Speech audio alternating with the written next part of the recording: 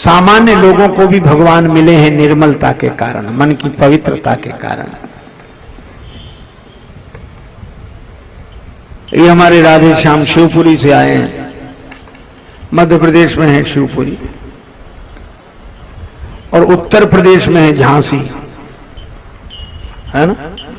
झांसी और शिवपुरी के बीच में करहरा एक जगह है, करहरा, और उस गांव से गली से अंदर निकलो तो रास्ते में बिहारी जी का मंदिर है। प्रामाणिक बात बता रहा हूं, बिहारी जी का मंदिर अभी भी है। और बिहारी जी के मंदिर के ठीक बगल में एक मकान है जो जीर्ण हो गया है। एक महात्मा ने महंत जी से पूछा कि इसकी कथा क्या है, तो उन्होंने अपनी पीढ़ियों पहले वाली बात बताई। ये बात उन दिनों की है जब बिहारी जी के महंत थे श्री रज्जबदास जी महाराज।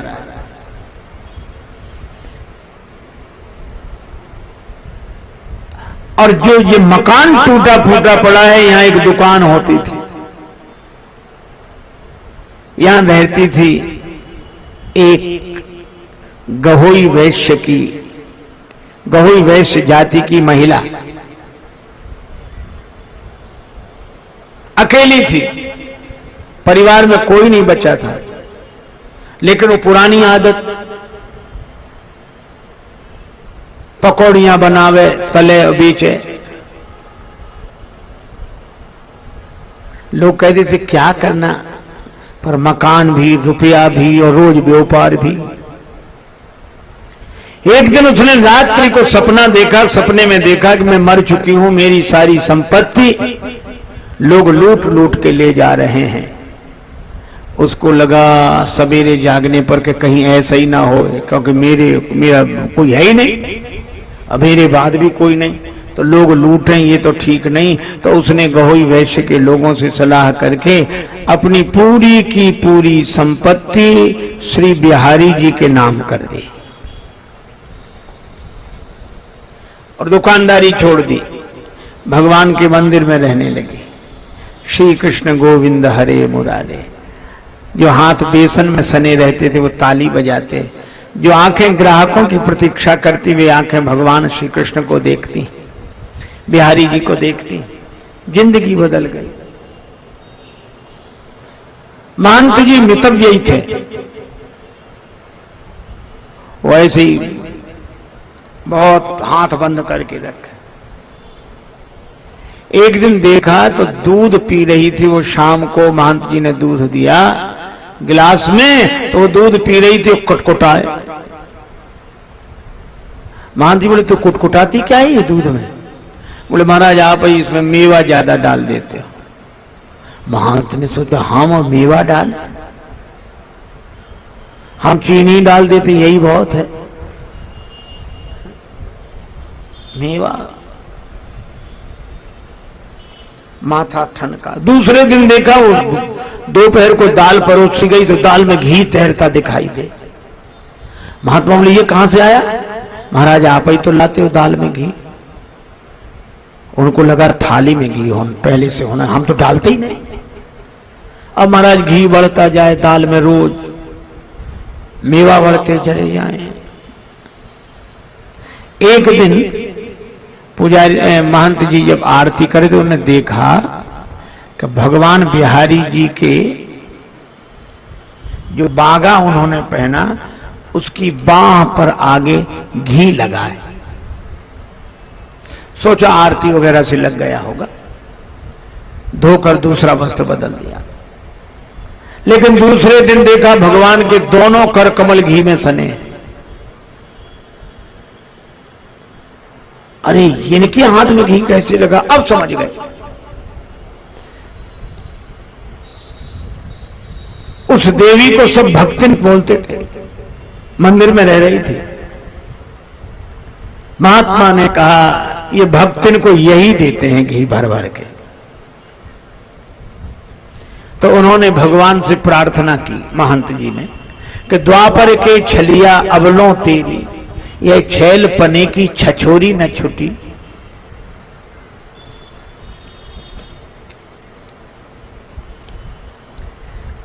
काऊ को काम बने बिगड़े ब्रजराज, तेरी बरजोरी न छुटी। और ग्वाल सिंहासन पे तुझके भयो ठाकुर हूं पे ठगोरी न छुटी। आज यही बिनमो कर जोर ब्रजराज, तेरी यह चोरी न छुटी।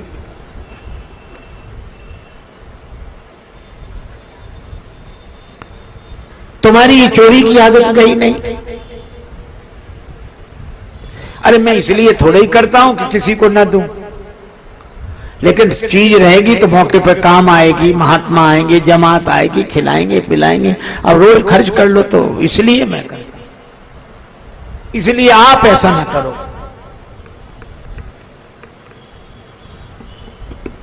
आप भक्तिन का पक्ष मत लो। पर बिहारी जी तो बिहारी जी कुछ नहीं बोले, सुनते रहे, लेकिन भक्तन के लिए उसी तरह घी, उसी तरह मेवा। महंत जी जो जमा कर करके रखे तो डिब्बे खाली होने लगे। आज जब भगवान ने भी प्रार्थना नहीं सुनी तो महंत जी को भगवान पर ही क्रोध आ गया। भक्तन पर तो आया ही क्रोध। उन्होंने सोचा इसे निकालना चाहिए, इसे निकालो मंदिर से। महंत महंत जी ने सोचा कि इसको निकालें कैसे, कोई लांछन हो, आरोप हो तब तो निकालें।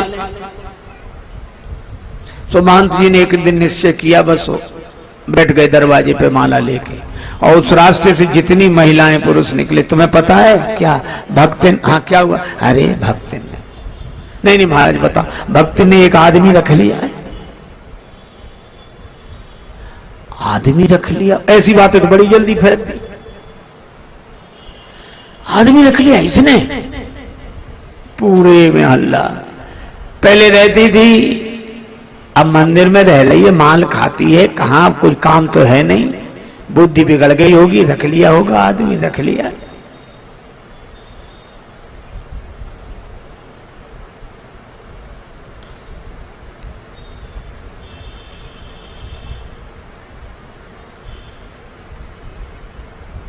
पूरे गांव में चर्चा हो गई। अब भक्त जहां से निकले तो औरतें देख के मुस्कुराएं और थूकें। क्या? हाँ, हमसे क्या पूछते हो? पूछो, तुमने आदमी रख लिया है कोई और उससे तुम्हारे नाजायज संबंध है? अब तो कांप गई, हे भगवान। कौन कह रहा था? महंत जी। और महंत जी के नाम से जो चर्चा हुई, बड़े परेशान। तो उस दिन भक्तिन मंदिर नहीं गई, उस दिन भक्तिन मंदिर नहीं गई, सीधे अपने गहोई समाज के वैश्यों के घर गई। कहा मैंने जो बिहारी जी को सौंप दिया है धन संपत्ति, मैं वापस नहीं चाहती, लेकिन महंत जी मुझे कलंक लगा रहे हैं। आप लोग पंचायत करके मुझे निष्कलंक बनाओ, मैं अपना भीख मांगकर गुजर कर लूंगी, मंदिर में नहीं रहूंगी। वैश्यों ने सोचा कि नहीं, हमारी समाज की बात है, ये घर में ही, हम ऐसी क्या बात थी, चलो। सब समाज इकट्ठा होकर गया। अब महंत जी ने देखा कि बड़ी भीड़ चली आ रही है, कि आज कोई उत्सव भी नहीं, कुछ नहीं, इतनी भीड़ काहे को आ रही है। और पीछे देखा सो भक्तिन, समझ गई यही लेकर आई सबको, उत्तर देने के लिए तैयार हो गए। लोग सलाह कर रहे थे अगर भक्तिन की गलती तो उसे मंदिर से निकाल देंगे, और नहीं गलती तो महंत जी से कहेंगे कि आपको ऐसा नहीं कहना चाहिए। पर जैसे ही आए, लोगों ने कुछ कहते उसके पहले ही महंत जी ने कहा, भोजन में नित्य घृत उठा स्वकरसों लेत।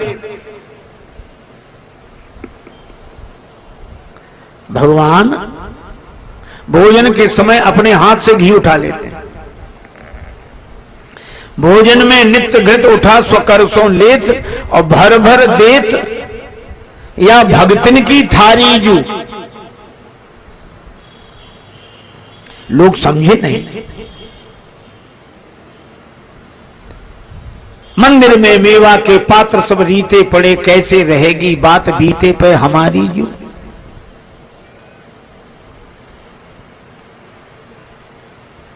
भोजन में घी उठा उठा के इसकी थाली में परस देते हैं। मेवा मिष्ठान, मेवा के सब पात्र रीते पड़े हैं। तो ये कहो कि चोरी करती है, पर आपने दूसरा कलंक लगाया। महंत जी बोले ये चोर नहीं है, फिर जो दूसरा कलंक लगाया सो चोरी नहीं करती है, सच्ची ईमानदार। और या के भक्ति भाव पे हम हूं बलिहारी जू। फिर आपने जो कलंक लगाया कि उसने कोई आदमी रख लिया, कोई पति रख लिया, अवैध संबंध है, सो महंत जी बोले कैसे प्रतीत अब विनीत जू करावे हम, पति हैं बनाए या भक्तिन ने बिहारी जू।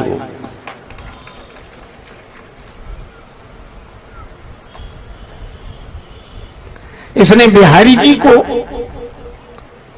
अपने बस में कर लिया, वही इसके पीछे पीछे लगे फिरते।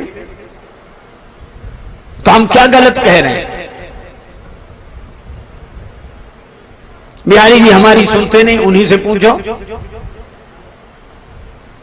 उन्होंने तो जिंदगी भर गोपियां तारी हैं, सो इस गोपी को का सहयोग करने लगे। लोग आए थे, भक्तिन देव निकाल, पर ठगे गए यही ठौर पे भयो और ही हाल। सबके आंखों में आंसू थे। उन्होंने कहा कि बाबा अब भक्तिन की चिंता आप न करें,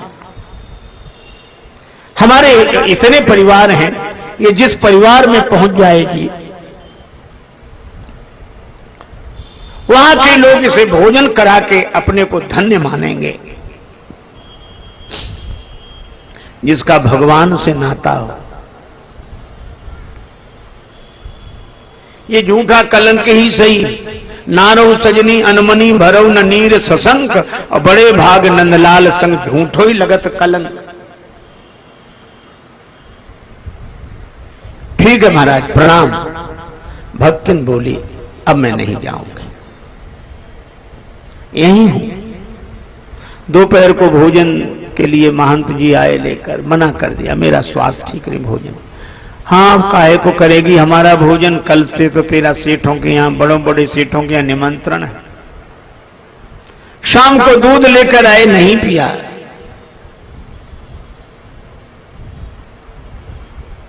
महंत जी अपने कमरे में रात्रि के समय नींद नहीं आई, भक्तिन रोती रही। और 3 बजे के बाद रहा नहीं गया, जब सब सो रहे थे, भगवान के मंदिर के सामने ड्योढ़ी पर सिर रखकर आंसू बहाकर उसने कहा,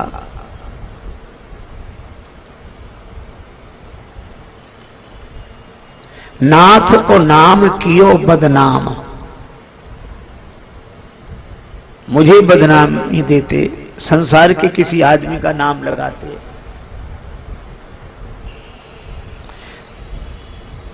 नाथ को नाम कियो बदनाम, विरागिन सोन विवाद बढ़ाम। और आपके हाथ से पाए प्रसाद, कहा अब और के हाथ से पाऊं। आपके हाथ से प्रसाद मिला, अब क्या किसी के हाथ से पाना।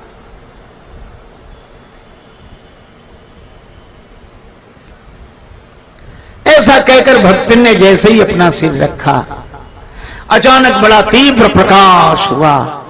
गड़गड़ाहट के साथ मंदिर के पट खुल गए, सभी लोग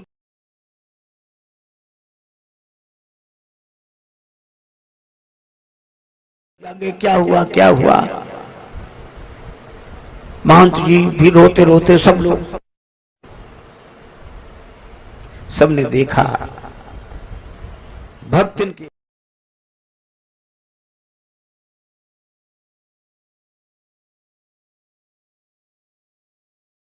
प्राण बिहारी जी के चरणों में लीन हो गए थे।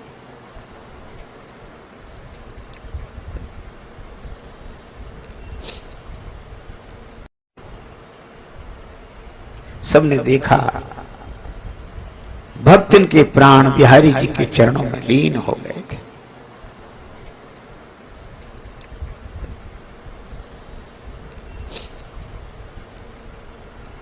सब चारों तरफ हल्ला मचा, करेरा नगर के लोग आए, सब उसको लेकर गए। वहां एक नदी है करेरा, महुअर या कुछ महुअर नदी, उस नदी के किनारे उसका दाह संस्कार हुआ, वहीं उसकी समाधि बनी। महंत श्री रज्जवदास जी जब तक उस मंदिर में रहे, नियम था भगवान की आरती करने के बाद छत पर चले जाते और छत पर उस समाधि दिखाई देती थी, छत पर से उस समाधि की आरती उतारते थे। आज भी वो करेरा गांव है, आज भी बिहारी जी का मंदिर है, बगल में वो खंडहर है, लेकिन भगवान की लीला ऐसे ही भक्तों के साथ होती है। निर्मल मन जन सो मोहि पावा, वह और कुछ नहीं बनी, साधु नहीं बनी, स्वामी जी नहीं बनी, महात्मा नहीं बनी, वह तो राम जी की बनी, बिहारी जी की बनी।